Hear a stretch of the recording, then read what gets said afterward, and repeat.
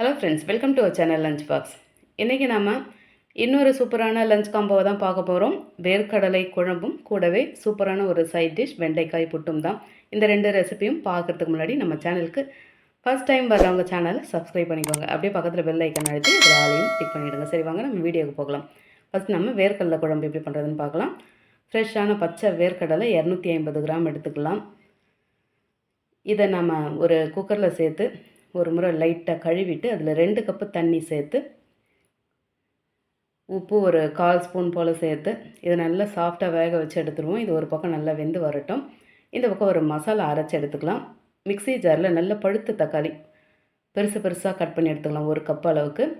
கூடவே 1 table spoon குழம்பு மிளகாய்த்தூள், 1 டேபிள் ஸ்பூன் ரெடிமேட் சாம்பார் பொடி, 1/2 ஸ்பூன் மஞ்சள் தூள், உப்பு தேவையான அளவுக்கு சேர்த்து நல்லா நைஸாக அரைச்சி எடுத்துருவோம். நல்லா நைஸாக கெட்டியாக அரைச்சி எடுத்தாச்சு. இப்போ இதை தனியாக வச்சுட்டு புளியை கரைச்சி எடுத்துக்கலாம். ஒரு சின்ன லெமன் அளவுக்கு புளி எடுத்துகிட்டு இதை ஊற வச்சு நல்லா திக்காக கரைச்சி எடுத்து தனியாக வச்சாச்சு. இந்த பக்கம் அந்த வேர்க்கடலை எப்படி வந்திருக்குன்னு பார்க்கலாம். இது ஃப்ரெஷ்ஷான வேர்க்கடலைன்றதால இது நல்லாவே வெந்து வந்திருக்கும். சீக்கிரமாகவே வெந்து வந்துடும். நல்லா பஞ்சு பஞ்சாக வெந்து வந்திருக்கு. நீங்கள் காஞ்ச வேர்க்கடலையை கூட இந்த மாதிரி குழம்பு பண்ணலாம். ஆனால் இந்த அளவுக்கு டேஸ்ட் இருக்குமான்னு தெரியல. இப்போ இதை அப்படியே வச்சுட்டு அந்த தண்ணியோடு நம்ம யூஸ் பண்ணிக்கணும். அது தண்ணியெல்லாம் தனியாக எடுக்க வேண்டாம். இந்த பக்கம் குழம்பு தாளிச்சிக்கலாம். ஒரு பாத்திரம் சூடு பண்ணிவிட்டு அதில் 4 டேபிள் ஸ்பூன் எண்ணெய் சேர்த்து, எண்ணெய் சூடான பிறகு 1 ஸ்பூன் வடகம் கொஞ்சம் பெருங்காயத்தூளை சேர்த்து நல்லா வாசனை வர்ற அளவுக்கு பொரிய வச்சுக்கலாம். இதெல்லாம் நல்லா பொரிஞ்ச பிறகு 1 கப்பு சின்ன வெங்காயம் நல்ல பொடி பொடியாக கட் பண்ணி சேர்த்துட்டு ஒரு முழு பூண்டு தோல் உரித்து சேர்த்து ஒரு கொத்து கருவேப்பிலையும் சேர்த்து நல்லா சாஃப்டாக வதக்கி எடுத்துக்கலாம். வெங்காயம் பூண்டு நல்லா சாஃப்டாக வதங்கின பிறகு 1/4 கப்பு தக்காளி நல்ல பொடியாக கட் பண்ணி சேர்த்து அதையும் அப்படியே லேசாக கலந்து விட்டுருவோம். இது ரொம்ப வதங்கணும்லாம் தேவை கிடையாது. அந்த குழம்புல தக்காளி தெரியணும், அதுக்காக சேர்க்குறோம். இப்போ இதை நம்ம அரைச்செடுத்த அந்த பேஸ்ட்டை சேர்த்துட்டு நல்லா அந்த வெங்காயம் தக்காளியோடு நல்லா கலந்து இதை மூடி போட்டு வச்சுக்கலாம். அந்த மசாலாவோட பச்சை வாசனை போகட்டும். எண்ணெய் பிரிஞ்சு வந்தாச்சு. இப்போ ஒரு முறை நல்லா அடிக்கான கலந்துட்டு இதில் நம்ம வேக வச்சுருக்க அந்த வேர்க்கடலையை அந்த தண்ணியோடு சேர்த்துக்கலாம். கூடவே கரைச்சி வச்சுருக்க அந்த புளி தண்ணியும் சேர்த்துட்டு உப்பு திரும்பவும் தேவையான அளவுக்கு பார்த்து சேர்த்துட்டு இப்போ எல்லாத்தையும் நல்லா ஒரு முறை கலந்து கரைச்சிட்டு இதை மூடி போட்டு அடுப்பை நல்லா ஸ்லோவில் வச்சு கொஞ்சம் நல்லா கெட்டியாக கொதித்து வரட்டும். இப்போ பாருங்கள், நல்லா கெட்டியாக கொதித்து வந்திருக்கு. மேலே எண்ணெய் பிரிஞ்சு வந்தாச்சு. கட் பண்ணி வச்சுருக்க கொத்தமல்லி தூவி கலந்து இறக்குனாக்கா நம்மளோட அட்டகாசமான வேர்க்கடலை குழம்பு கலர்ஃபுல்லாக ரெடி ஆகிடுச்சு. ரொம்பவே சீக்கிரமாக ரெடி ஆகிடும். இதை பாருங்கள், எவ்வளோ சூப்பராக இருக்குது பார்க்கும்போதே. நல்லா அந்த கலருக்கும் அந்த வேர்க்கடலைக்கும் பார்க்குறதுக்கே ரொம்பவும் பிரமாதமாக இருக்குது. இப்போ இந்த குழம்பு நாம் அப்படியே வச்சுட்டு வெண்டைக்காய் புட்டு எப்படி பண்ணுறதுன்னு பார்த்துருவோம். இந்த வெண்டைக்காய் புட்டு பண்ணுறதுக்கு நான் 250 கிராம் வெண்டைக்காய் எடுத்து வச்சுருக்கேன். அதை இந்த மாதிரி நல்ல பொடி பொடியாக எந்த அளவுக்கு முடியுமோ அந்த அளவுக்கு கட் பண்ணி எடுத்துக்கோங்க. அதுக்கு முன்னாடி அதை 4ஆக கட் பண்ணிவிட்டு உள்ளே பூச்சி இருக்கான்னு செக் பண்ணிக்கோங்க.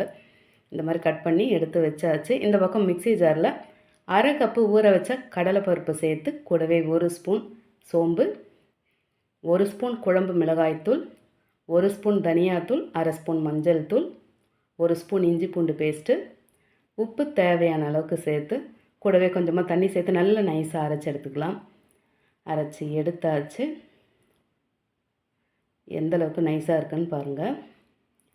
இது கொஞ்சம் கொரகொரப்பாக இருந்தாலும் நல்லாயிருக்கும். ரொம்பவும் கொரகொரப்பாகிடக்கூடாது. அதுக்கப்புறம் இந்த புட்டு பண்ண பிறகு முழுக்கிறதுக்கு ரொம்ப கஷ்டமாக இருக்கும், அதாவது ஆறின பிறகு. இப்போ நம்ம புட்டு ரெடி பண்ணிக்கலாம். ஒரு கடாயை சூடு பண்ணிவிட்டு அதில் 70 ml எண்ணெய் சேர்த்து எண்ணெய் சூடான பிறகு 1 ஸ்பூன் உளுந்து, 1 ஸ்பூன் கடுகு, கொஞ்சமாக பெருங்காயத்தூளை சேர்த்து இப்போ எல்லாத்தையும் நல்லா பொரிச்சு விட்டுக்கலாம். என்னடா இவ்வளோ எண்ணெய் சேர்க்குறாங்களேன்னு நினச்சிக்காதீங்க. அது போக போக பாருங்கள் எங்கே போகுதுன்னு உங்களுக்கே தெரியும்.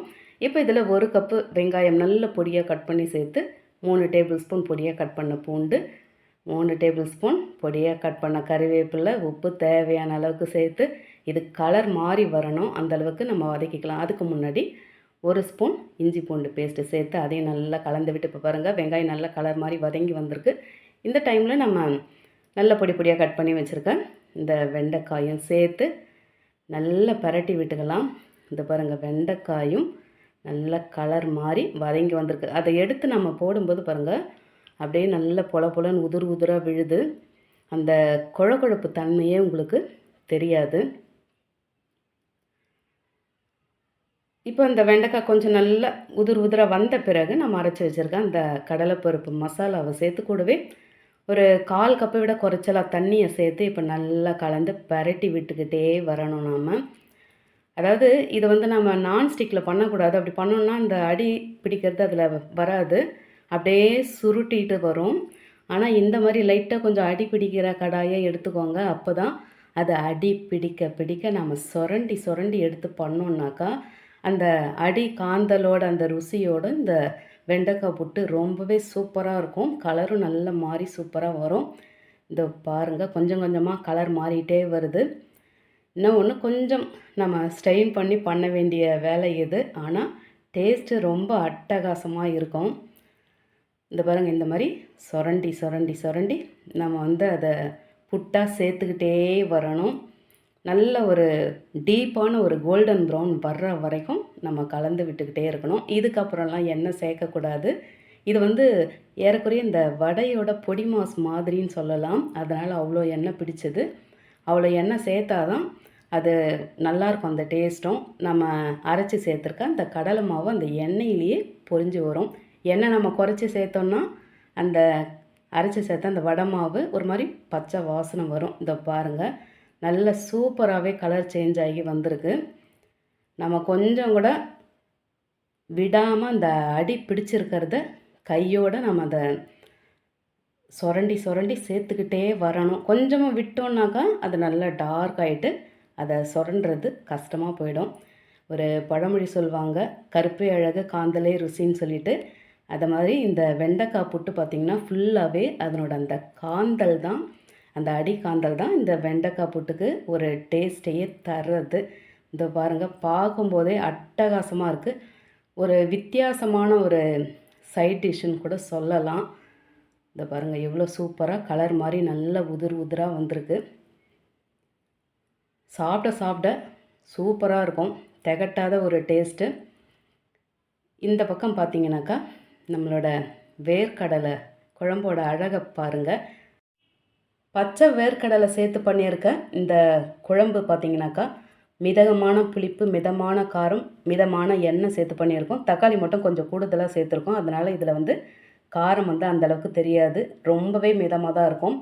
வேர்க்கடலைனாவே பசங்க ரொம்பவே விரும்பி சாப்பிடுவாங்க. என்னடா இது பசங்கன்னு சொல்கிறோமே நினச்சிக்காதீங்க. அவங்க சாப்பிட வைக்கிறது தான் பெரிய வேலையாக இருக்குது.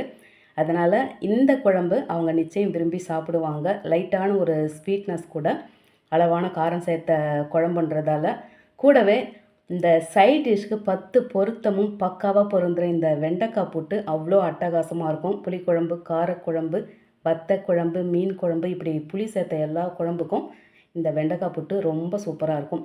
நீங்களும் இந்த அருமையான லஞ்ச் காம்போவை செய்து சாப்பிட்டு எப்படி இருந்ததுன்னு மறக்காமல் கமெண்ட்டில் சொல்லுங்கள். ரெசிபி பிடிச்சிருந்த லைக் பண்ணிவிட்டு அப்படியே இந்த வீடியோவை உங்கள் ஃபேமிலி அண்ட் ஃப்ரெண்ட்ஸுக்கு ஷேர் பண்ணிக்கோங்க. தேங்க்ஸ் ஃபார் வாட்சிங்.